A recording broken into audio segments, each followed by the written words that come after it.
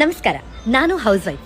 ಸೊಸೈಟಿಯ ಪ್ರಕಾರ ಇಡೀ ದಿವಸ ಮನೆಯಲ್ಲೇ ಇದ್ದು ಏನು ಮಾಡದಿರುವಂತಹ ಆ ಮಾಯಾ ಮನುಷ್ಯ ನಾನೇ. ಸುಮಾರು 5:30 ಗಂಟೆ ಬೆಳಗ್ಗೆಗೆ ನಾನು ಎದ್ದೇಳ್ತೇನೆ.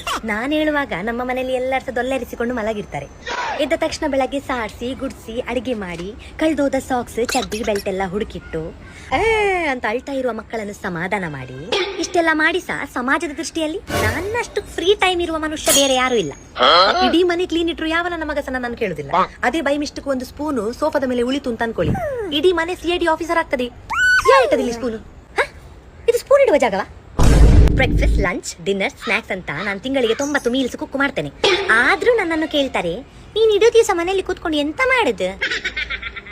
ಬೆಳಗ್ಗೆ ಬಟ್ಟೆ ವಾಶ್ ಮಾಡಿ ಡ್ರೈ ಮಾಡಿ ಫೋಲ್ಡ್ ಮಾಡಿ ಅರೇಂಜ್ ಮಾಡಿ ಇಟ್ಟಿರ್ತೇನೆ ವಾರ್ಡ್ರೋಬ್ ಅಲ್ಲಿ.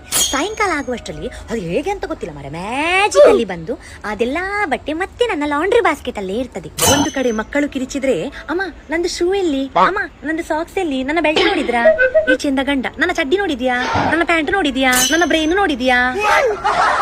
ಬಾತ್ರೂಮ್ ಅಲ್ಲಿ ಒಂದು 5 ನಿಮಿಷ ಕೂತ್ಕೊಳ್ಳಿಕ್ಕೆ ಬಿಡುದಿಲ್ಲ ಹೇಳ್ತಾನೆ. ಒಂದು 100 ಸರಿ ಬಂದು ಬಾಗಿಲು ಬಡಿತಾರೆ.